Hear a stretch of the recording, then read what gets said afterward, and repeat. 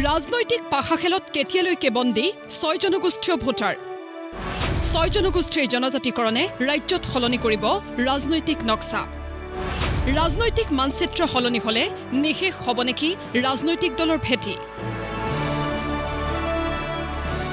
স্বাধীন প্ৰতিদিন গোষ্ঠীয়ে দিল্লীত অনুষ্ঠিত কৰা দ্য কনক্লেভ ২০২৫ত ৰাজ্যত তিনিটাকৈ দশক ধৰি সমাধান নোহোৱা ৬ জনগোষ্ঠীৰ জনজাতিকৰণ প্ৰসংগত আলোচনা চক্ৰ প্ৰতিদিন টাইমৰ মুখ্য সম্পাদক নিতুমণি শইকীয়াই আঁত ধৰা আলোচনা চক্ৰত আলোচক হিচাপে উপস্থিত চাহ জনগোষ্ঠী চুতীয়া মৰাণ মটক কোচ ৰাজবংশী আৰু আহোম জনগোষ্ঠীয় সংগঠনৰ নেতৃত্ব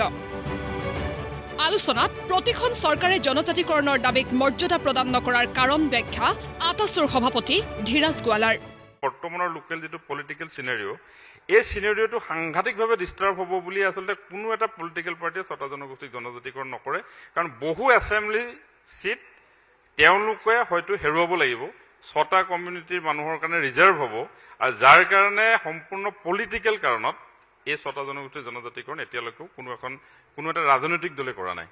আহোম জনগোষ্ঠীক প্ৰতিনিধিত্ব কৰি সদৌ অসম টাই আহোম ছাত্ৰ সন্থাৰ সভাপতি বসন্ত গগৈৰ মন্তব্য মোৰ অধিকাৰ মোৰ এই শ্লোগানটো বা এই কথাখিনি যাতে অসমীয়া থলগিৰি ৰাইজে ক'ব নোৱাৰে তেলৰ অধিকাৰ যাতে থলগিৰি খিলঞ্জীয়া ৰাইজৰ ওচৰত থাকিব নালাগে চাহপাতৰ অধিকাৰ যাতে থলগিৰি খিলঞ্জীয়া ৰাইজে ভোগ কৰিব নোৱাৰে ভূমি অধিকাৰ যাতে থলগিৰি খিলঞ্জীয়া ৰাইজৰ ওচৰত থাকিব নালাগে ৰাজনৈতিক অধিকাৰ মই অসমত কোন মুখ্যমন্ত্ৰী হ'ব কোন আমাৰ বেলেগ মন্ত্ৰী হ'ব তাৰ অধিকাৰো যাতে থলগিৰি খিলঞ্জীয়া ওচৰত থাকিব নালাগে তাৰ কাৰণে এই প্ৰচেষ্টাবিলাক কৰা হৈছে আৰু ৬ জনগোষ্ঠীৰ ৰাইজক ইয়াৰ পৰা বঞ্চিত কৰি অসমৰ মানচিত্ৰটো পৰিৱৰ্তন কৰিব বিচাৰিছে প্ৰশ্নটো হৈছে যে মোৰ গাঁৱৰ কাষত থকা বাগানখনৰ মালিক ইষ্ট ইণ্ডিয়া কোম্পানীয়ে হৈ থাকিব নে কেলকাতাৰ কোম্পানী হৈ থাকিব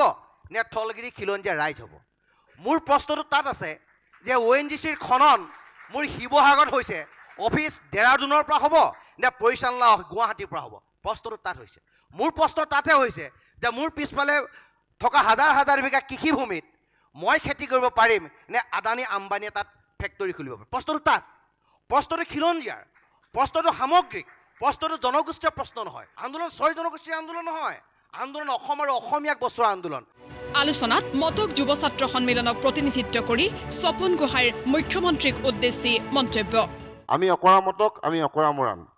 আমাক জনজাতিকৰণ লাগে ক'ৰ পৰা আনি দিব বৰ্তমান মুখ্যমন্ত্ৰীয়ে দায়িত্ব ল'ব লাগিব কি ফৰ্মুলা দিব তেখেতে ক'ব লাগিব আমি খালুং বুলি ক'লে খালুং হুলুং বুলি ক'লে হুলুং লাগে বুলি ক'লে লাগে মংগল গ্ৰহৰ পৰা আনি দিয়া জনজাতিকৰণ ক'ৰবাত বেলেগ গ্ৰহৰ পৰা আনি দিয়া জনজাতিকৰণ আমি একো নাজানো আমাক জনজাতিকৰণ লাগিবই নহ'লে প্ৰতিবাদ চলি থাকিব অস্থিৰ হ'ব উজনি অসম চিধা কথা তিনিচুকীয়া অস্থিৰ হ'ব ডিব্ৰুগড় অস্থিৰ হ'ব আমি একো নাজানো এটা সময়ত বিজেপিয়ে আৰু আজি বিজেপিৰ দিনত কংগ্ৰেছ ৬ জনগোষ্ঠীৰ ৰাইজৰ কাষত কিয় থিয় দিছে বুলি প্ৰশ্ন আক্ৰছৰ সাধাৰণ সম্পাদক বলৰাম বৰ্মনৰ যেতিয়া কংগ্ৰেছ চৰকাৰ আছিলে বহুতো সময় পাইছিল তেতিয়া কিন্তু কংগ্ৰেছ চৰকাৰ থকাৰ পিছত আজি জনজাতিকৰণ কৰিব লাগে বুলি তেতিয়া তেখেতসকলে কিন্তু হাৰ নাপালে বিজেপিয়ে তেতিয়া ৰাজপথত আহিছিল বোলে ৬ জনগোষ্ঠী জনজাতিকৰণ কৰিব লাগে আন্দোলনো কৰিছিলে এতিয়া বিজেপি চৰকাৰ আছে বিজেপি চৰকাৰ ক্ষমতা আছে এতিয়া বিজেপি চৰকাৰে কামটো কৰিব নিবিচাৰে এতিয়া কংগ্ৰেছে কৈ আছে 100% কৰিব লাগে মানে কি কথাটো আলোচনাত ভাগ লৈ যিকোনো প্ৰক্ৰিয়াৰে জনজাতিকৰণৰ মৰ্যাদা কাঢ়ি অনাৰ হুংকাৰ চুতীয়া ছাত্ৰ সন্থাৰ সভাপতি মহেন বৰাৰ আৰু এই প্ৰতাৰিত আমাৰ ৬ জনগোষ্ঠীৰ ৰাইজে যে খুবৰ উদ্গীৰণ হ'ব এই শাসকক গাড়ীৰ পৰা উফৰাই আচলতে শাসকক বাক যে কাঢ়ি ল'বৰ কাৰণে ৬ জনগোষ্ঠীৰ ৰাইজে আচলতে কুণ্ঠাপূৰ্ণ কৰিব স্পষ্ট কথা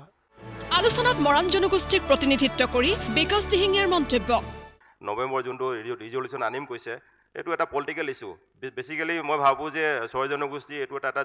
ৰাজনৈতিক ইছ্যু হয় এইটো যদি গভৰ্ণমেণ্টে ভাবে দিম বুলি দিব পাৰে আমাৰ মৰাণ জাতি যোনটো আন্দোলন চলিছে লুইণ্ডাৰ পাৰ্টি অসম জাতি পৰিষদৰ মানুহ তাত আন্দোলন কৰি আছে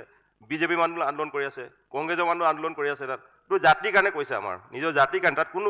পলিটিকেল পাৰ্টি হেৰি নহয় সৌসিদিনা কোচ ৰাজবংশীৰ প্ৰতিবাদত আৰক্ষীয়ে কৰা আক্ৰমণৰ আলম লৈ পুনৰ হুংকাৰ আক্ৰাছুৰ সিদিনা আমি গণতান্ত্ৰিকভাৱে আন্দোলন কৰিবলৈ ওলাইছোঁ তাতে আপোনালোকে দেখিবলৈ পালে ৰক্তাক্ত অৱস্থা কৰি দিলে আমাক আমি নিজৰ কথাখিনি নিজৰ মৌলিক অধিকাৰ বিচৰাৰ কাৰণে যদি আমি অপৰাধীৰ দৰে আমাক ব্যৱহাৰ কৰা হয় তেতিয়াহ'লে আমি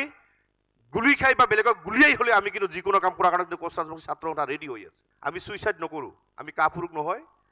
আৰু আঁঠুকাৰী অধিকাৰ বিচৰা জাতীয় কোচ ৰাজবংশীসকল নহয় আমাৰ যদি ঘৰখন কোনোবাই ধ্বংস কৰিব বিচাৰে আমিও বেলেগৰ ঘৰ ধ্বংস কৰি হ'লেও কিন্তু এই ক্ষমতাখিনি আদায় কৰাৰ কাৰণে কিন্তু আমি লাষ্টলৈকে কিন্তু আমি যুঁজি যাম। আলোচনা চক্ৰত অসম গণ পৰিষদ বিজেপি চৰকাৰক তীব্ৰ সমালোচনাৰে থকা সৰকা কৰি বসন্ত গগৈৰ মন্তব্য। 855 জন শ্বহীদ হোৱাৰ পাছত যেতিয়া AJPৰ দলটো এজনো বিদেশী নেখেতালে, যেতিয়া নাগৰিক প্ৰত্যাৱৰ্তন চুক্তিখন যেতিয়া বাংলাদেশৰ লগত স্বাক্ষৰ নকৰিলে, তাৰ পৰা যেতিয়া AJP লিডাৰকেইজনে কয় যে অসমৰ পৰা বিদেশী যাব লাগিব, বিজেপিৰ লগত চামিল হৈ পেলাই কয় অসমৰ ভাষা সংস্কৃতি কৃষ্টিলে পৰিৱৰ্তন অনা, এই মানুহখিনি অসমৰ পৰা খেদাব লাগিব, তেখেতলোকৰ লাজ লাগিব। এতিয়া যিটো দল ইয়াত আছে তেখেতলোকে হিন্দুত্বৰ কথা কয়, হিন্দুত্বৰ কথা কয়। কি কয় যে অসমীয়া মানুহখিনি ভাষা সংস্কৃতি পৰিৱৰ্তন হৈ হিন্দুত্বলৈ অসমীয়া মানুহখিনি এটা পৰিৱৰ্তন আহিছে, এখনি সংকেত আহিছে। যদি হিন্দুত্বকে বচাব লাগে, যদি খিলঞ্জীয়া থলগিৰি মানুহখিনিকে বচাব লাগে, যে কিয় তোমালোকে 6 জনগোষ্ঠী জনজাতিকৰণৰ মাধ্যমে সেই কামটো কৰা নাই? এইদৰে প্ৰতিখন চৰকাৰে জনজাতিকৰণৰ নামত 6টাকৈ জনগোষ্ঠীক কৰি অহা প্ৰতাৰণাক কেন্দ্ৰ কৰি আলোচনা চক্ৰত কৰা হয় পুংখানুপুংখ বিশ্লেষণ। ৰাজনৈতিক মুনাফা আদায় কৰি ৰাষ্ট্ৰীয় আঞ্চলিকতাবাদী ৰাজনৈতিক দলে দশক ধৰি কৰি অহা প্ৰতাৰণাৰ ফলাফল আগন্তুক নিৰ্বাচনত কি হ'ব তাৰো আলোচনা চক্ৰত পোৱা গ'ল ইংগিত। নিউজ ডেস্ক ৰিপৰ্ট, প্ৰতিদিন টাইম।